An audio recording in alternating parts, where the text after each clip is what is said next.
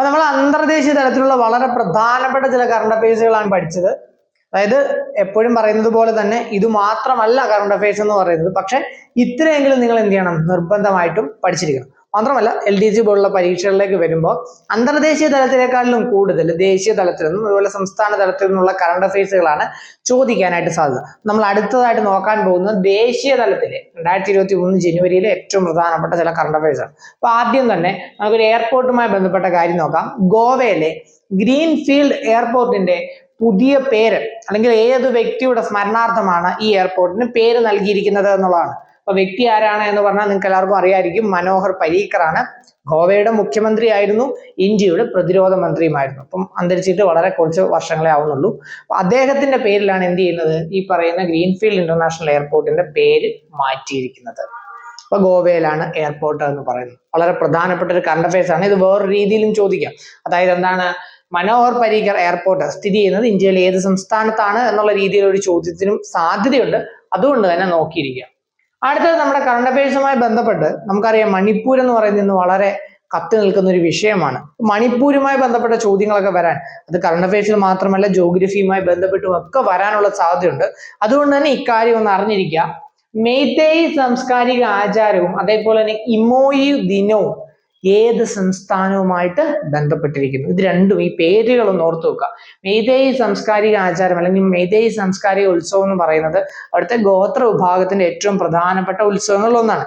അതിന്റെ ഭാഗമായിട്ടുള്ള ഒരു ദിവസമാണ് എന്തെന്ന് പറയുന്നത്, ഇമോയു ദിനം എന്ന് പറയുന്നത്. ഇമോയു ദിനം എന്നൊക്കെ പറഞ്ഞാൽ നമ്മൾ വിഷു എന്നൊക്കെ പറയുന്നതിന്റെ കൂട്ട് അവിടുത്തെ ഐശ്വര്യത്തിന്റെയും സമൃദ്ധിയുടെയും ഒക്കെ പ്രതീകമായിട്ടുള്ള ദേവതയെ അവർ ആരാധിക്കുന്ന ഒരു ദിവസമാണ് ഏതെന്ന് പറയുന്നത്, ഇമോയു ദിനം എന്ന് പറയുന്നത്. അപ്പൊ ഇത് ഏത് സംസ്ഥാനവുമായിട്ട് ബന്ധപ്പെട്ടിരിക്കുന്നു?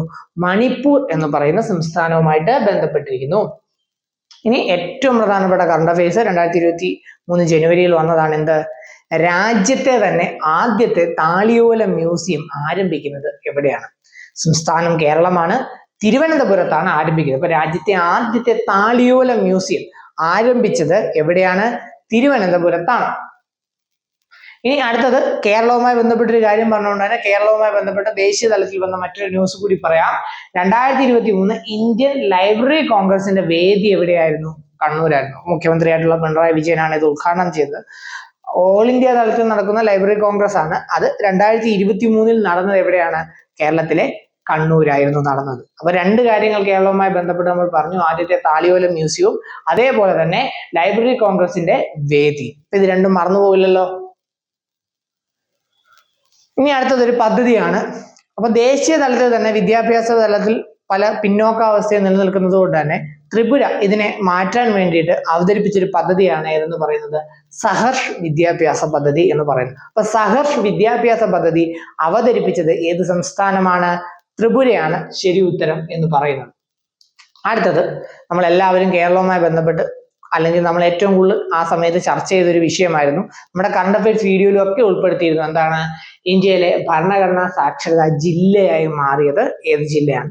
അപ്പൊ കൊല്ലം ജില്ലാ പഞ്ചായത്തിന്റെ നേതൃത്വത്തിൽ ഒരു വർഷത്തോളം എടുത്ത് നടത്തിയ പ്രവർത്തനത്തിന്റെ ഫലമായിട്ട് ആ ജില്ലയിൽ ഉൾപ്പെടുന്ന എല്ലാ പൗരന്മാരെയും ഭരണഘടനയുടെ ആമുഖത്തെക്കുറിച്ചും ഭരണഘടനയുടെ അടിസ്ഥാന തത്വങ്ങളെക്കുറിച്ചും ബോധ്യപ്പെടുത്താൻ അല്ലെങ്കിൽ ഭരണഘടനയെക്കുറിച്ചുള്ള ഒരു പ്രാഥമികമായ അറിവ് നൽകാൻ അവർക്ക് സാധിക്കും.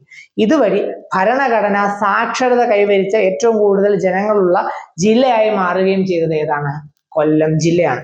കൊല്ലം ജില്ലയിലെ തന്നെ കുളത്തൂപ്പുഴ ഗ്രാമപഞ്ചായത്താണ് ആദ്യമായിട്ട് ഈ നേട്ടം നേടുന്നത്. അപ്പൊ ഭരണഘടനാ സാക്ഷരത ജില്ല കൊല്ലമാണ്. ഇനി ഭരണഘടനാ സാക്ഷരത നേടിയ ആദ്യത്തെ ഗ്രാമപഞ്ചായത്ത് ചോദിക്കുകയാണെങ്കിൽ അത് കുളത്തൂപ്പുഴയാണ്. ഈ രണ്ട് പോയിന്റുകളും ഒരു കാരണവശാലും മറക്കരുത്. വരാൻ പോകുന്ന ഏതെങ്കിലും ഒരു പരീക്ഷയ്ക്ക് ഏറ്റവും കൂടുതൽ ചോദിക്കാൻ സാധ്യതയുള്ള ഒന്നുമാണ്. അടുത്തത് നമ്മൾ ഈ പറയുന്നതിന്റെ കൂട്ട് മണിപ്പൂരിനെ പറഞ്ഞതിന്റെ കൂട്ട് തന്നെ ഇന്ത്യയിലെ സാംസ്കാരിക വൈവിധ്യം എന്ന് പറയുന്നത് എപ്പോഴും അറിഞ്ഞിരിക്കേണ്ട ഒന്ന് തന്നെയാണ്. അത്തരത്തിൽ മൊഗീദ ഫെസ്റ്റിവൽ ആചരിക്കുന്ന സംസ്ഥാനം ഏതാണ്? മൊഗീദ ഫെസ്റ്റിവൽ എന്ന് പറയുന്നത് ഈ പറയുന്ന ജനുവരി മാസത്തിൽ ആചരിക്കപ്പെടുന്നതാണ്. അത് ആചരിക്കുന്ന ഇന്ത്യൻ സംസ്ഥാനം എന്ന് പറയുന്നത് ആസാമാണ്. ഏതാണ്? അസാമാണ്. അപ്പൊ മൊഗീദ ഫെസ്റ്റിവൽ ഏത് സംസ്ഥാനവുമായിട്ട് ബന്ധപ്പെട്ടിരിക്കുന്നു? ആസാമുമായിട്ട് ബന്ധപ്പെട്ടിരിക്കുന്നു. ഇനി എല്ലാ ഗോത്ര വിഭാഗങ്ങൾക്കും അടിസ്ഥാന രേഖകൾ നൽകുക. അടിസ്ഥാന രേഖകൾ എന്നതുകൊണ്ട് ഉദ്ദേശിക്കുന്നത് ആധാർ കാർഡ്, തിരിച്ചറിയൽ കാർഡ് അടക്കമുള്ള എല്ലാ പ്രധാനപ്പെട്ട റേഷൻ കാർഡ് അടക്കമുള്ള എല്ലാ പ്രധാനപ്പെട്ട രേഖകളും ഗോത്ര വിഭാഗങ്ങൾക്ക് നൽകുന്ന ഇന്ത്യയിലെ തന്നെ ആദ്യത്തെ ജില്ലയായി മാറിയത് കേരളത്തിലെ വയനാടായിരുന്നു. അപ്പൊ അത് വളരെ പ്രധാനപ്പെട്ട ഒരു കറണ്ട് അഫയേഴ്സ് ആണ്. എല്ലാ ഗോത്ര വിഭാഗങ്ങൾക്കും അടിസ്ഥാന രേഖകൾ നമ്മൾ പറയുന്ന ആധാറും എല്ലാം ഉൾപ്പെടും അതിനകത്ത്. അത് കൊടുത്ത ആദ്യത്തെ ഇന്ത്യയിലെ ജില്ലയായി മാറിയത് ഏതാണ്? വയനാടാണ്. ഇന്ന് വയനാടിന് ദേശീയ തലത്തിൽ തന്നെ പുരസ്കാരങ്ങളൊക്കെ ലഭിച്ചതാണ്. അതുകൊണ്ട് മറന്നു പോകാനായിട്ട് പാടില്ല. ഇനി അടുത്തത് കേന്ദ്ര ഡിറ്റക്റ്റീവ് ട്രെയിനിങ് ഇൻസ്റ്റിറ്റ്യൂട്ട്. അപ്പൊ ഇന്ത്യയിലെ തന്നെ ഡിറ്റക്റ്റീവ് ട്രെയിനിങ്ങുമായി ബന്ധപ്പെട്ട അല്ലെങ്കിൽ ഇന്ത്യയിൽ ഇങ്ങനെ ഒരു സംവിധാനം നിലവിൽ ഉണ്ടായിരുന്നില്ല. ഇന്ത്യയിലെ കുറ്റാന്വേഷണ മേഖലയുടെ ശക്തി വർദ്ധിപ്പിക്കുന്നതിന് വേണ്ടിയിട്ട് കേന്ദ്ര ആഭ്യന്തര മന്ത്രാലയത്തിന്റെ നേതൃത്വത്തിലാണ് എന്ത് ചെയ്തിരിക്കുന്നത്? കേന്ദ്ര ഡിറ്റക്റ്റീവ് ട്രെയിനിങ് സെന്റർ അല്ലെങ്കിൽ ട്രെയിനിങ് ഇൻസ്റ്റിറ്റ്യൂട്ട് സ്ഥാപിക്കപ്പെട്ടത്. ഈ ഇൻസ്റ്റിറ്റ്യൂട്ട് എവിടെയാണ് നിലവിൽ വരുന്നത്? കർണാടകയിലാണ്. ആഭ്യന്തര മന്ത്രിയായിട്ടുള്ള അമിത്ഷായാണ് എന്ത് ചെയ്തത്? ഇതിന്റെ തറക്കല്ലിടിയിലൊക്കെ നടത്തിയത്. അപ്പൊ 2023 ജനുവരിയിലെ വളരെ പ്രധാനപ്പെട്ട ഒരു കറണ്ട് അഫയേഴ്സ് ആയിരുന്നു. നമ്മൾ ഒരു ഇൻസ്റ്റിറ്റ്യൂട്ടിനെ കുറിച്ച് പറഞ്ഞത് കൊണ്ട് തന്നെ വേറെ ഒരു ഇൻസ്റ്റിറ്റ്യൂട്ട് കൂടി 2023 ജനുവരിയിൽ വന്നിട്ടുണ്ട്. ആ ഇൻസ്റ്റിറ്റ്യൂട്ടിന്റെ പേര് കൂടി അപ്പൊ കണക്ട് ചെയ്ത് പഠിക്കാം. Doctor Shyama Prasad Mukherjee national institute of water and sanitisation.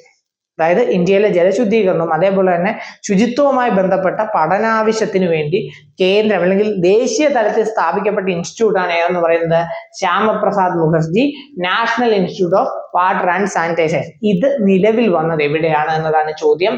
ശരിക്കും പറഞ്ഞാൽ സ്ഥാപിക്കപ്പെട്ടിരിക്കുന്നത് കൊൽക്കത്തയിലാണ്, പശ്ചിമ ബംഗാളിലാണ്. അപ്പൊ രണ്ട് ഇൻസ്റ്റിറ്റ്യൂട്ടുകളെ കുറിച്ച് നമ്മൾ പറഞ്ഞു. ഒന്ന് എന്താണ്? ഡിറ്റക്റ്റീവ് ട്രെയിനിങ് ഇൻസ്റ്റിറ്റ്യൂട്ട് ആണ്, അത് കർണാടകയിലാണ്. Water and national institute of water and sanitation, അത് ആരുടെ പേരിലാണ്? ഡോക്ടർ ശ്യാമപ്രസാദ് മുഖർജിയുടെ പേരിലാണ്. അത് നിലവിൽ വന്നിരിക്കുന്നത് എവിടെയാണ്? കൊൽക്കത്തയിലാണ്, പശ്ചിമ ബംഗാളിലാണ്. ഇനി അടുത്തത് ആഭ്യന്തര വകുപ്പുമായി ബന്ധപ്പെട്ട വേറൊരു വാർത്തയാണ്. എന്താണ്? 2023 രാജ്യത്തെ ഏറ്റവും മികച്ച പോലീസ് സ്റ്റേഷനായി തെരഞ്ഞെടുത്തത്. അപ്പൊ ഈ തെരഞ്ഞെടുപ്പ് നടത്തിയത് ആരാണെന്ന് ചോദിച്ചാൽ കേന്ദ്ര ആഭ്യന്തര മന്ത്രിയായിട്ടുള്ള അമിത്ഷാ ആയിരുന്നു. ശരിയുത്തരം എന്ന് പറയുന്നത് അസ്ക പോലീസ് സ്റ്റേഷൻ ആണ്. ഏത് സംസ്ഥാനത്താണ് അസ്ക പോലീസ് സ്റ്റേഷൻ? ഒഡീഷയിലാണ് അസ്ക പോലീസ് സ്റ്റേഷൻ. അപ്പം 2023 ഇന്ത്യയിലെ ഏറ്റവും മികച്ച പോലീസ് സ്റ്റേഷനായിട്ട് കേന്ദ്ര ആഭ്യന്തര മന്ത്രി അമിത്ഷാ തെരഞ്ഞെടുത്ത എവിടെയാണ്? അസ്ക പോലീസ് സ്റ്റേഷൻ ആണ്. ഇത് ഏത് സംസ്ഥാനത്താണ് നിലകൊള്ളുന്നത്? ഒഡീഷ സംസ്ഥാനത്താണ് നിലകൊള്ളുന്നത്. ഇനി അടുത്തത് വേറൊരു സ്ഥാപനവുമായി ബന്ധപ്പെട്ടാണ്. അത് നമ്മൾ ഒഡീഷയുടെ ഒരു കാര്യം പറഞ്ഞുകൊണ്ട് ഒഡീഷയെ കണക്ട് ചെയ്തുകൊണ്ടാണ് അടുത്ത പോയിന്റ് പറയുന്നത്. എന്താണ്? ഇന്ത്യയിലെ ആദ്യത്തെ കൽക്കരി ഗ്യാസിഫിക്കേഷനിലൂടെ പ്രവർത്തിക്കുന്ന വളം പ്ലാന്റ്.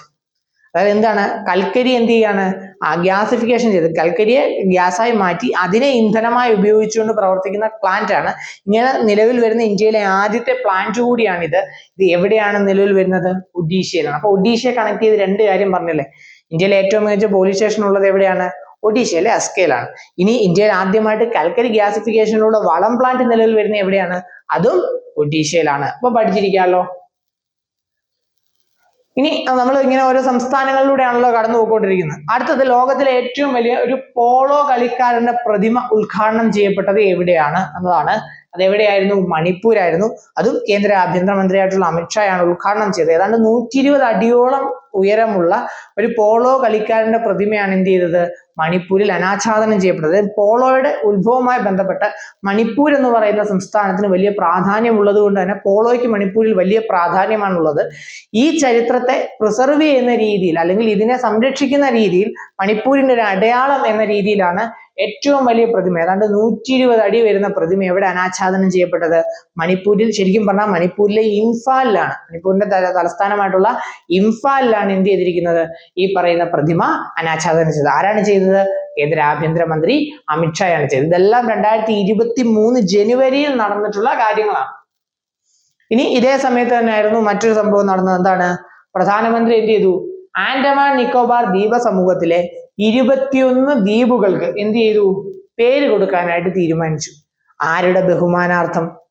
അത് വളരെ പ്രധാനപ്പെട്ട ഒരു പോയിന്റ് ആണ്. എന്താണ്? പരംവീര ചക്ര ജേതാക്കൾ അല്ലെ, മരണാനന്തര ബഹുമതിയായിട്ട് നൽകുന്ന ഒന്നാണ് എന്തെന്ന് പറയുന്നത്? പരംവീര ചക്ര എന്ന് പറയുന്നത്. അപ്പൊ അങ്ങനെ അവാർഡ് നേടിയിട്ടുള്ള വളരെ കുറച്ച് ആളുകളാണ് ഇന്ത്യയിലുള്ളത്. അവരുടെ ബഹുമാനാർത്ഥം ആൻഡമാൻ നിക്കോബാറിൽ നമ്മൾ ഇതുവരെ പേരുകൾ നൽകാത്ത 21 ദ്വീപുകൾക്ക് എന്ത് ചെയ്തു? പേര് കൊടുക്കാനായിട്ട് തീരുമാനിച്ചു. ഇത് പ്രഖ്യാപിച്ചത് എന്നാണ്? 2023 ജനുവരിയിലാണ്. ആരാണ് പ്രഖ്യാപിച്ചത്? പ്രധാനമന്ത്രി നരേന്ദ്രമോദിയാണ് പ്രഖ്യാപിച്ചത്. അടുത്തത്, ഇന്ത്യക്ക് 2023 ടാബ്ലോയിഡിൽ എന്ത് ചെയ്തു? ഒരു തീം ഉണ്ടായിരുന്നു. ഇന്ത്യൻ നാവികസേന എന്ത് ചെയ്തു? ഒരു തീം അവതരിപ്പിച്ചിരുന്നു. ആ തീമിന്റെ പ്രാധാന്യം എന്താണെന്ന് ചോദിച്ചാൽ 2024 നമ്മുടെ പരേഡിന്റെ പ്രധാനപ്പെട്ട തീമായി. അന്ന് നാവികസേനയുടെ ടാബ്ലോയിഡിന്റെ തീമായിരുന്നു ഇതെങ്കിൽ പിന്നീട് ഇത് എന്ത് ചെയ്തിരിക്കുകയാണ്? 2024 കർത്തവ്യ പഥത്തിൽ നടക്കാൻ പോകുന്ന റിപ്പബ്ലിക് ദിന പരേഡിലെ ഏറ്റവും പ്രധാനപ്പെട്ട ഐഡിയ അല്ലെങ്കിൽ തീമായിട്ട് മാറിയത് ഈ തീമാണ്. എന്താണ് ഈ തീം എന്ന് ചോദിച്ചാൽ നാരി ശക്തി എന്നുള്ളതായിരുന്നു. അപ്പൊ 2023 ഇന്ത്യൻ നാവികസേന റിപ്പബ്ലിക് ദിനത്തിൽ അവതരിപ്പിച്ച ടാബ്ലോയിഡിന്റെ തീമായിരുന്നു എന്തെന്ന് പറയുന്നത്? ഈ പറയുന്ന നാരി ശക്തി, അല്ലെ? സ്ത്രീ ശക്തിയുമായി ബന്ധപ്പെട്ടായിരുന്നു അന്ന് നാവികസേനയുടെ ടാബ്ലോയിഡ് എന്ന് പറയുന്നത്. അപ്പൊ നമ്മൾ പതുക്കെ എന്ത് ചെയ്തു? ഈ പറയുന്ന ഡിഫൻസുമായി ബന്ധപ്പെട്ട അല്ലെങ്കിൽ പ്രതിരോധവുമായി ബന്ധപ്പെട്ട കാര്യങ്ങളിലേക്ക് എത്തി, അല്ലെ? നാവികസേനയെ കുറിച്ച് നമ്മൾ പറഞ്ഞു. അങ്ങനെയാണെങ്കിൽ വളരെ പ്രധാനപ്പെട്ട, നമുക്കറിയാം കശ്മീരുമായി ബന്ധപ്പെട്ട് ധാരാളം വാർത്തകളൊക്കെ എപ്പോഴും നിറഞ്ഞിരിക്കുന്നുണ്ട്. വിദ്യാർത്ഥികൾക്കൊപ്പം CRPF ശ്രീനഗറിൽ നടത്തിയ ആഘോഷം വളരെ പ്രാധാന്യമുള്ള ഒന്നാണ്. അതായത് ജമ്മു കാശ്മീരിലെ ജനതയും ഇന്ത്യയുടെ ഫോഴ്സുമായിട്ടുള്ള ഒരു പ്രശ്നം എന്ന് പറയുന്നത് വർഷങ്ങളായിട്ട് നിലനിൽക്കുന്ന ഒന്നാണ്. അതിനൊരു അയവ് വരുത്താനും ആ ജനതയ്ക്ക് കുറെ കൂടി ആ ഫോഴ്സിൽ വിശ്വാസം ഉണ്ടാകാനും വേണ്ടിയിട്ട് എന്ത് ചെയ്തു? CRPFന്റെ നേതൃത്വത്തിൽ എന്ത് ചെയ്തു? ഒരു ആഘോഷം സംഘടിപ്പിക്കപ്പെട്ടു. അതിന്റെ പേര് വളരെ പ്രത്യേകതയുള്ളതാണ്. എന്താണ്? ജഷൻ ഇ ചില്ലൈ കലൻ എന്നാണ് ഇതിന്റെ പേര്. എന്താണ്? ജഷൻ ഇ ചില്ലൈ കലൻ എന്നാണ് ഇത് പേര്. ഇത് കശ്മീരിന്റെ ഒരു സാംസ്കാരികമായിട്ടുള്ള ആഘോഷമാണ്. എന്താണ് ഈ ആഘോഷം എന്ന് ചോദിച്ചാൽ ഡിസംബർ അവസാനിച്ച് ജനുവരി ആരംഭിക്കുന്നതോടു കൂടി തന്നെ കശ്മീരിന്റെ അതിശൈത്യ കാലം ആരംഭിക്കാനായിട്ട് പോവുകയാണ്. അതിനു മുമ്പുള്ള കുറച്ച് ദിവസങ്ങളാണ് എന്തായിട്ട് ആചരിക്കപ്പെടുന്നത്? ജഷൻ ഇ ചില്ലൈ കലൻ എന്ന് പറയുന്നത്. അപ്പം കശ്മീരിനെ സംബന്ധിച്ചിടത്തോളം ഇന്ത്യയിലെ തന്നെ ഏറ്റവും കാഠിന്യമുള്ള ശൈത്യങ്ങളിലൊന്ന് അനുഭവപ്പെടുന്ന സ്ഥലമാണ്. അതിനു മുമ്പ് ആ ജനത ആ ശൈത്യകാലത്തെ വരവേൽക്കാൻ വേണ്ടി നടത്തുന്ന ഒരു ആഘോഷമാണ് എന്തെന്ന് പറയുന്നത്? ഈ പറയുന്ന ജഷൻ ഇ ചില്ലൈ കലൻ എന്ന് പറയുന്നത്. അപ്പൊ ഇത് വളരെ പ്രധാനപ്പെട്ട ഈ ആഘോഷത്തിൽ ഇത്തവണ എന്ത് ചെയ്തു? CRPF പങ്കുചേർന്നു. അത് വിദ്യാർത്ഥികൾക്കൊപ്പമാണ് എവിടെ ആഘോഷിച്ചത്? CRPF ആഘോഷിച്ചു. വളരെ പ്രധാനപ്പെട്ട ഒരു കറണ്ട് അഫയേഴ്സ് അല്ലേ? അപ്പൊ നമ്മൾ ഫോഴ്സിനെ കുറിച്ച് തന്നെ അങ്ങ് പറഞ്ഞുകൊണ്ടിരിക്കുകയാണ്. അപ്പൊ ഫോഴ്സിൽ തന്നെ അടുത്തൊരു കറണ്ട് അഫയേഴ്സിലേക്ക് വരാം. അത് സിയാച്ചിനിലെ ആദ്യത്തെ വനിതാ ഓഫീസർ. അപ്പൊ ലോകത്തിലെ തന്നെ ഏറ്റവും കൂടിയ ഉയരമുള്ള യുദ്ധഭൂമിയാണ് ഏതെന്ന് പറയുന്നത്? സിയാച്ചിൻ എന്ന് പറയുന്നത്. അപ്പൊ ആ സിയാച്ചിൻ സംരക്ഷിക്കപ്പെടുക എന്ന് പറയുന്നത് വളരെ പ്രാധാന്യം അർഹിക്കുന്നത് കൊണ്ട് തന്നെ സ്വന്തം ജീവിതം പണയം വെച്ച് അവിടെ എന്ത് ചെയ്യുന്നുണ്ട്? ഇന്ത്യൻ സൈനികർ ജോലി ചെയ്യുന്നുണ്ട്. എന്തുകൊണ്ടാണെന്ന് ചോദിച്ചാൽ സമുദ്രനിരപ്പിൽ നിന്നും ഇത്രയും ഉയരത്തിലുള്ള ഒരു ഗ്ലേഷ്യർ ആയതുകൊണ്ട് തന്നെ അവിടെ തുടർച്ചയായി ജോലി ചെയ്യേണ്ടി വരുന്ന ആളുകൾക്ക് ഗുരുതരമായിട്ടുള്ള ആരോഗ്യ പ്രശ്നങ്ങൾ എന്ത് ചെയ്യും? ഉണ്ടാകും. അതുകൊണ്ട് തന്നെ ശരിക്കും പറഞ്ഞാൽ ജീവൻ പണയപ്പെടുത്തിയാണ് അവിടെ ആളുകൾ ജോലി ചെയ്യുന്നത് പോലും. അങ്ങനെയുള്ള സ്ഥലത്തേക്ക് ആദ്യമായി ഒരു വനിതാ ഓഫീസർ എന്ത് ചെയ്തു? നിയമിതയായി. ഇത് നടക്കുന്നത് 2023 ജനുവരിയിലാണ്. ആളുടെ പേര് ക്യാപ്റ്റൻ ശിവ ചൗഹാൻ ആണ്. ഇതാണ് ക്യാപ്റ്റൻ ശിവ ചൗഹാൻ. അത് 2023 ജനുവരിയിലെ കറണ്ട് അഫയേഴ്സ് ആണ്. അവിടെ ഞാൻ ബ്രാക്കറ്റിൽ വേറൊരാളുടെ പേര് കൊടുത്തിട്ടുണ്ട്. എന്താണ്? ഫാത്തിമ വസീം എന്നാണ് പേര്. അപ്പം ഈ അടുത്തിടെ പത്രം വായിക്കുകയോ കറണ്ട് അഫയേഴ്സ് നോക്കുകയോ ചെയ്തവർക്കെല്ലാം കിട്ടണം. എന്താണ് സംഭവം?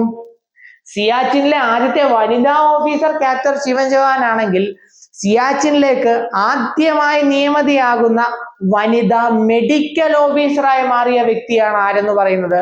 ഫാത്തിമ വസീം. ഇത് രണ്ടും കൂടെ കണക്ട് ചെയ്ത് പഠിച്ചൂടെ? അപ്പം സിയാച്ചിനിലെ ആദ്യത്തെ വനിതാ ഓഫീസർ ക്യാപ്റ്റൻ ശിവ ചൗഹാനും ആദ്യത്തെ മെഡിക്കൽ ഓഫീസർ ആരാണ്? ഫാത്തിമ വസീമുമാണ്. ഇനി നമ്മൾ അടുത്ത കറണ്ട് അഫയേഴ്സിലേക്ക് പോകാനായിട്ട് പോവുകയാണ്. അതും ഒരു വനിതയാണ്. ആദ്യത്തെ വനിതയാണ്. എന്താണ്? സുഖോയി യുദ്ധവിമാനത്തിന്റെ പൈലറ്റ് ആകുന്ന ആദ്യത്തെ വനിത.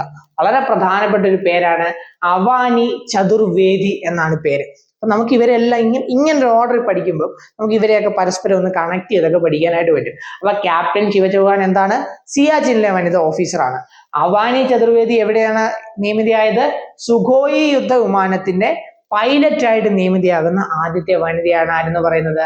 അവാനി ചതുർവേദി എന്ന് പറയുന്നത്. ഇനി 2023 ജനുവരിയിൽ ഇന്ത്യ എന്ത് ചെയ്തു? ഏറ്റവും പുതിയൊരു കപ്പൽ എന്ത് ചെയ്തു? കമ്മീഷൻ ചെയ്തു, അല്ലെങ്കിൽ കടലിലേക്ക് ഇറക്കി. അത് കോസ്റ്റ് ഗാർഡിന് വേണ്ടിയിട്ട് ഇറക്കിയതാണ്. കൊൽക്കത്തയിലായിരുന്നു. കപ്പലിന്റെ പേര് കമലാദേവി എന്നായിരുന്നു. എന്താണ്? കമലാദേവി എന്നാണ്. ഓക്കെ, ഇനി നമുക്ക് ഫോഴ്സുമായി ബന്ധപ്പെട്ട കാര്യങ്ങൾ പറയുമ്പോൾ ഏറ്റവും പ്രധാനപ്പെട്ടതാണ് സൈനിക അഭ്യാസങ്ങൾ എന്ന് പറയുന്നത്. 2023 അല്ലെങ്കിൽ പൊതുവെ ജനുവരി മാസത്തെ കറണ്ട് അഫയേഴ്സ് നിങ്ങൾ പരിശോധിച്ചാൽ അവിടെ എപ്പോഴും വളരെ പ്രധാനപ്പെട്ട കുറെ മിലിറ്ററി എക്സസൈസസ് ഉറപ്പായിട്ടും ഉണ്ട്. അങ്ങനെ നടന്ന കുറെ മിലിറ്ററി എക്സസൈസിന്റെ പേരുകളാണ് നമ്മൾ ഇനി എന്ത് ചെയ്യാൻ പോകുന്നത്, പഠിക്കാനായിട്ട് പോകുന്നത്. ആദ്യത്തേത് ഇന്ത്യയും ഫ്രാൻസും തമ്മിൽ നടന്ന 21ാമത്തെ നാവിക അഭ്യാസം ഏതാണ്? ഇത് ഓർത്തു വെക്കാൻ വലിയ പാടൊന്നുമില്ല, കാര്യം നാവിക അഭ്യാസമാണല്ലോ.